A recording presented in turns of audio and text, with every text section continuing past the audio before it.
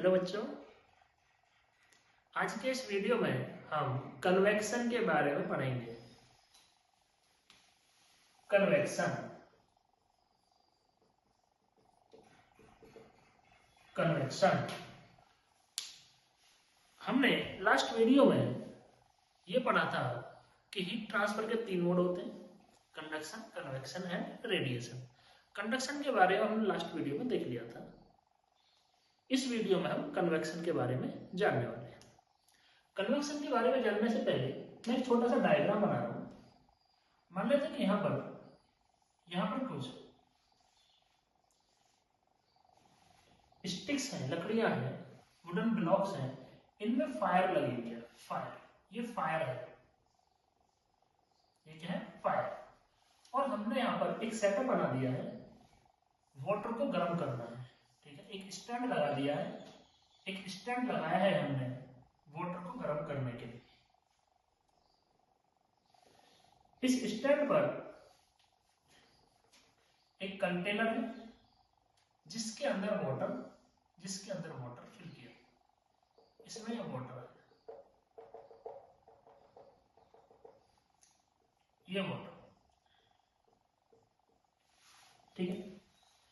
ये वाटर है, आसपास एयर प्रेजेंट है, जैसे हम घर पे पानी गर्म करते हैं, वाटर को गर्म करते हैं, बिल्कुल वही है प्रोसेस।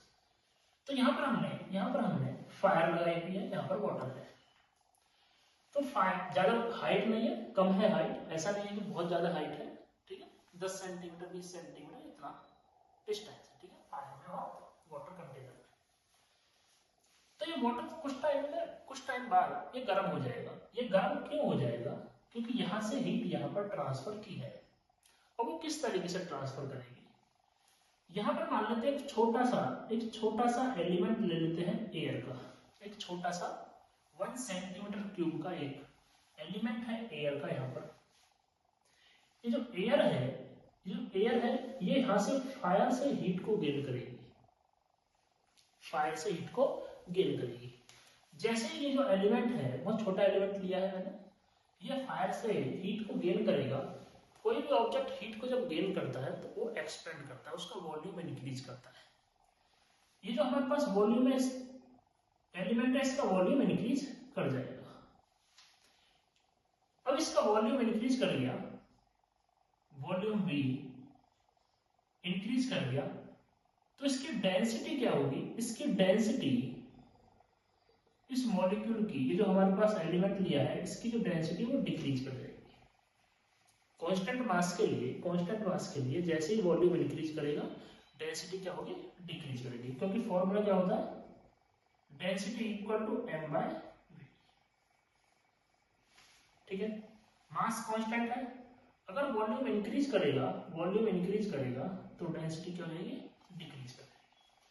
तो यहाँ पर इसकी डेंसिटी डिक्रीज कर जाएगी, मतलब इसकी डेंसिटी डिक्रीज करने का मतलब हो गया कि ये अब हल्का हो गया। सीधे लैंग्वेज में बात करें तो हल्का हो गया, ठीक है। हल्का हुआ नहीं है, मास तो उसका सेम है, लेकिन इसका डेंसिटी क्या होगी? कम होगी। अब होगा क्या? ये जो एलिमेंट है ये ऊपर उठना शुरू कर देगा, क्योंकि इसके आसपास जो एयर है, यहाँ पर भी एलिमेंट है छोटा सा, ये भारी है, इसकी डेंसिटी ज्यादा है, इसकी डेंसिटी कम है। तो ये जो एलिमेंट है हल्का हो गया, ये ऊपर जाना शुरू कर देगा, और इसके आसपास की जो एयर है यहाँ से नीचे आना शुरू कर देगा। जैसे ही एलिमेंट ऊपर उठेगा, हीट को लेकर यहाँ पर पहुंचेगा, यहाँ पर ये एलिमेंट पहुंच चुका है। ये एलिमेंट यहाँ से हीट को ट्रांसफर कर देगा इस कंटेनर को। यहाँ पर हीट ट्रांसफर हो चुकी है,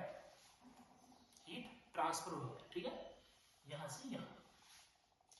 तो जो मॉलिक्यूल है, वो मॉलिक्यूल जो यहां से यहां पर मूव किया है, डेंसिटी वेरिएशन की वजह से मूव किया है, डेंसिटी में बदलाव हुआ है, ठीक है। डेंसिटी वेरिएशन की वजह से हीट 1 पॉइंट से 2 पॉइंट तक पहुंच गई। तो इसको क्या बोलेंगे? कन्वेक्शन। एयर के मॉलिक्यूल जो है उनका मूवमेंट हो रहा है, एयर के मॉलिक्यूल का मूवमेंट हो रहा है, एयर के मॉलिक्यूल की जो डेंसिटी है वो भी चेंज हो रही है, एयर के जो मॉलिक्यूल है, एयर के मॉलिक्यूल का वॉल्यूम भी चेंज हो रहा है, साथ साथ में उनका टेम्परेचर भी चेंज हो रहा है। अब ये हीट यहाँ पर आ चुकी है। जैसे ही हीट यहाँ पर आएगी, तो इसके अंदर जो वाटर है, कंटेनर के अंदर जो वाटर है, यहाँ पे मैं छोटा सा एलिमेंट ले रहा हूँ, ये हीट इस एलिमेंट को मिल जाएगी, क्योंकि जस्ट यहीं पे पास वाले मॉलिक्यूल को मिलेगी। जैसे यहाँ पे हीट मिलेगी इसको, अब ये भी जो मॉलिक्यूल, ये जो एलिमेंट है, ये भी एक्सपेंड करेगा, ठीक है, फैलेगा। हीट जैसे ही गेन करेगा तो ये एक्सपेंड करेगा, फैलेगा। जैसे ही एक्सपेंड करेगा तो ये हल्का हो गया, इसकी डेंसिटी कम होगी, डेंसिटी कम होगी तो ये ऊपर की तरफ उठेगा, और पास में जो वाटर है इसकी डेंसिटी क्या है, ज्यादा है, अब ये नीचे आना शुरू कर देगा। पास में इधर भी वो और वाटर मॉलिक्यूल है, तो यहां से भी नीचे आना शुरू कर देगा। तो इस तरीके से वाटर मॉलिक्यूल यहाँ पे नीचे आएंगे, हीट को गेन करेंगे, फिर ऊपर जाएंगे। इस तरीके से सर्कुलर पैटर्न बन जाएगा। यहां पर भी एयर मॉलिक्यूल, यहां पर भी एयर मॉलिक्यूल हीट को गेन करेंगे, हीट को गेन करेंगे, फायर से ऊपर जाएंगे, कंटेनर के पास हीट को छोड़ देंगे। इस तरीके से यहां पर भी एक सर्कुलर पैटर्न बन जाएगा। यहां पर एयर मॉलिक्यूल का मूवमेंट हो रहा है, यहां पर वाटर का भी मूवमेंट हो रहा है। तो इस केस में इसको बोलेंगे हीट ट्रांसफर को कन्वेक्शन। कौन सा मोड रहेगा, कन्वेक्शन। इसके कुछ पॉइंट है, मैं यहां पर लिखा, इट इज, फर्स्ट पॉइंट रहेगा, it is mode of heat transfer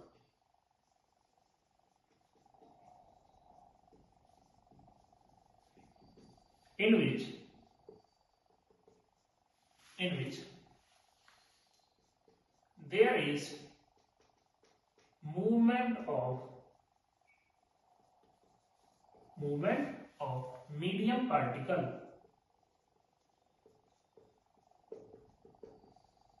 medium के जो पार्टिकल है, ये पार्टिकल्स हैं, इनका मूवमेंट होगा, मीडियम के पार्टिकल है उनका मूवमेंट होगा, ठीक है। नेक्स्ट पॉइंट क्या रहेगा, ये इसकी डेफिनेशन हो चुकी है, ठीक है, ये इसकी definition, it is slow mode of heat transfer, ये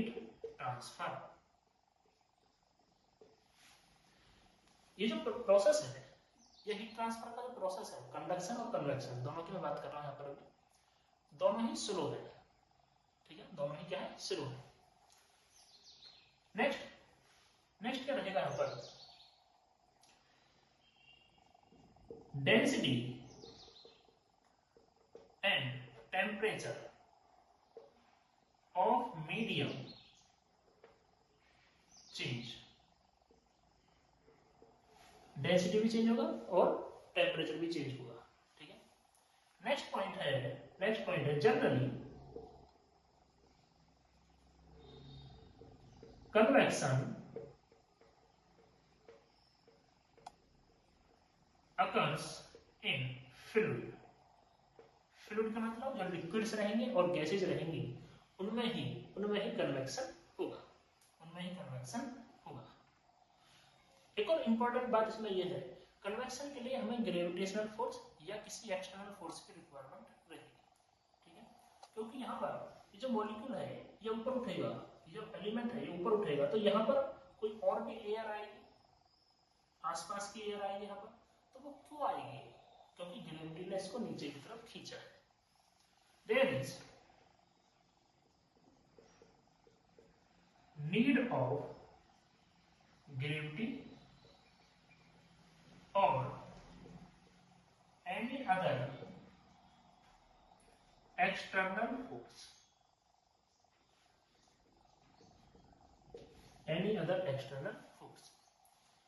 तो कन्वेक्शन क्या है, कन्वेक्शन एक ऐसा मोड है हीट ट्रांसफर का जिसमें मीडियम के पार्टिकल मूव करेंगे, अपनी जगह को छोड़ेंगे, अपनी पोजीशन को चेंज करेंगे, ठीक है। ये स्लो रहेगा मोड, ये स्लो प्रोसेस है हीट ट्रांसफर का, ठीक है, स्लो प्रोसेस है हीट ट्रांसफर का। डेंसिटी चेंज होगी और टेम्परेचर भी चेंज होगा, जनरली ये फ्लूइड्स के अंदर होता है, और साथ साथ में क्या है, ग्रेविटी और अदर एक्सटर्नल फोर्स जो रहेगा उसकी रिक्वायरमेंट रहेगी, ठीक है। ये होता है कन्वेक्शन। अब कन्वेक्शन के टाइप की बात करते हैं। कन्वेक्शन दो टाइप का रहेगा, ये मैं डायग्राम हटाऊंगा, नोट कर सकते हैं।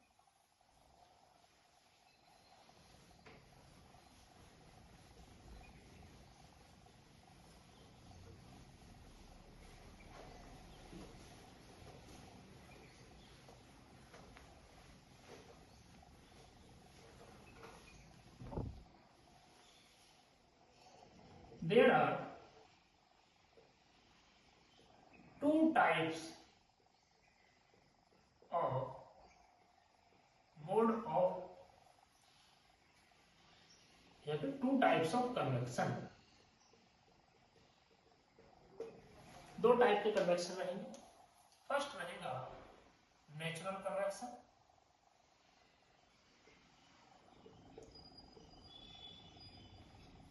एंड सेकंड रहेगा फोर्स्ड कन्वेक्शन। सेकंड रहेगा फोर्स्ड कन्वेक्शन। नेचुरल कन्वेक्शन क्या है? नेचुरल कन्वेक्शन क्या है? देखिए, आप कभी बीचेस पे गए होंगे घूमने के लिए, समुद्र के किनारे गए होंगे, तो मान लेते हैं यहाँ पे समुद्र का किनारा है, ठीक है, इधर क्या है? मिट्टी है, ठीक है, बीच है इधर, और इधर वाटर है, इधर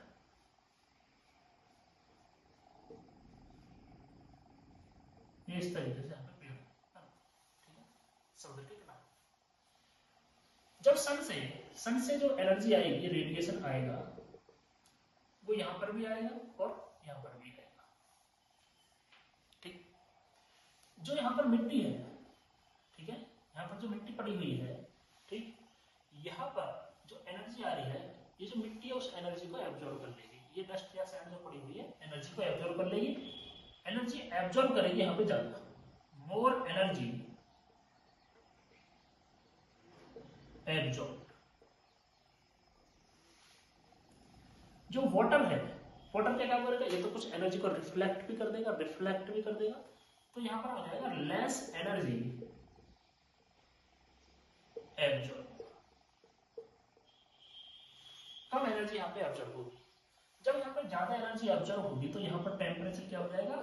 इंक्रीज करेगा, ज्यादा हो जाएगा, और यहां पर टेम्परेचर इंक्रीज करेगा पर इतना इंक्रीज नहीं करेगा, ठीक है। तो मैं यहां पर दो एरो बना देता हूं इंक्रीज करने के लिए, और यहां पर एक एरो बना देता हूं इंक्रीज करने के लिए। यहां पर टेम्परेचर ज्यादा रहेगा, मैं T1 लिख देता हूं और ये T2 लिख देता हूं, तो T1 क्या रहेगा? ज्यादा रहेगा T2 से। यहां पर टेम्परेचर ज्यादा रहेगा यहां की कंपैरिजन। अब होगा क्या, जब टेम्परेचर यहाँ पर इंक्रीज कर जाएगा तो यहाँ पर जो डेंसिटी होगी ρ1 और यहाँ पर जो डेंसिटी होगी ρ2, टेम्परेचर इंक्रीज करेगा, डेंसिटी क्या हो जाएगा? डिक्रीज कर जाएगी। तो जो ρ1 रहेगा वो कम रहेगा ρ2 से। जो एयर है आसपास, एयर की बात कर रहे हैं, यहाँ पर जो डेंसिटी रहेगी एयर की वो क्या रहेगी? कम हो जाएगी, और ये क्या रहेगी? थोड़ी ज्यादा रहेगी। जब ये डेंसिटी ज्यादा है एयर की और ये कम है तो ये हैवी एयर है, हैवी एयर है, तो एयर अब यहाँ से इधर को फ्लो करना स्टार्ट कर देगी, ठीक है। तो यहाँ पर एयर का मूवमेंट वाटर की साइड से डस्ट की साइड की तरफ होगा, ठीक है, वाटर की साइड से डस्ट की साइड की तरफ होगा। तो एयर फ्लो जो रहेगा ये नेचुरल कन्वेक्शन, ठीक है, ये नेचुरली एयर क्या है? फ्लो कर रही है, नेचुरली एयर क्या है? फ्लो कर रही है। फोर्स्ड कन्वेक्शन की बात करते हैं, फोर्स्ड कन्वेक्शन मान लेते आपने कभी न कभी हेयर ड्रायर यूज किया होगा बालों को सुखाने के लिए। तो यहां पर कोई भी पर्सन है, वो हेयर ड्रायर यूज कर रहा है, ठीक है, वो हेयर ड्रायर यूज कर रहा है,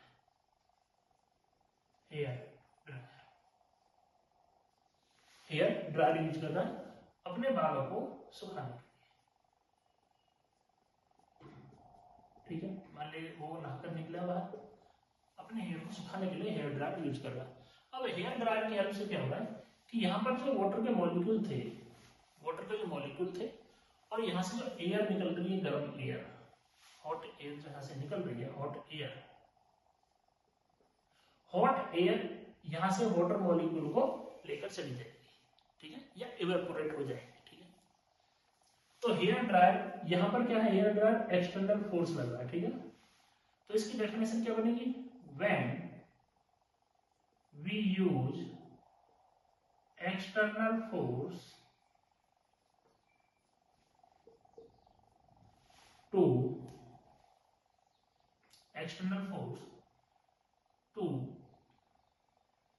transfer heat and there is also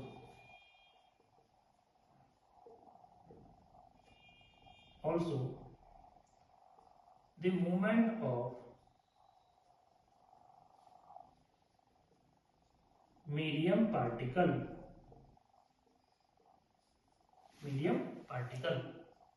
then this mode is,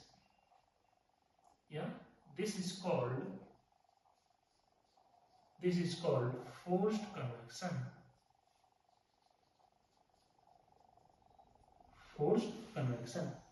यहाँ पर हम जबरदस्ती एक्सटर्नल फोर्स की हेल्प से यहाँ पर जो वाटर मॉलिक्यूल थे, इसके हेड पर जो वाटर मॉलिक्यूल थे, इनको इवेपोरेट करा रहे हैं, या फिर ये जो एयर है यहाँ से वाटर मॉलिक्यूल को लेकर चले जाएगी। ठीक है, ये हो गया फोर्स्ड कन्वेक्शन। ये क्या है? Natural convection. ठीक है, यहाँ से यहाँ पर एयर फ्लो कर रही है, यहाँ से यहाँ पर एयर फ्लो कर रही है। ठीक है, तो ये क्या रहेगा यहाँ पर? Natural convection. तो इस वीडियो के अंदर हमने कन्वेक्शन के बारे में पढ़ लिया है। ठीक है, क्लास 12th के अंदर इतना ही है कन्वेक्शन के बारे में। ठीक है, आपको इसमें ग्रेविटी याद रखनी है, ग्रेविटी इसमें रिक्वायर्ड है और एक्सटर्नल फोर्स रिक्वायर्ड है। ठीक है, डेंसिटी इसमें चेंज होगी, मीडियम की रिक्वायरमेंट रहेगी इसमें। ठीक है, बिना मीडियम के हम यहाँ पर हीट को ट्रांसफर नहीं कर सकते। That's all about convection. Thank you for watching the video.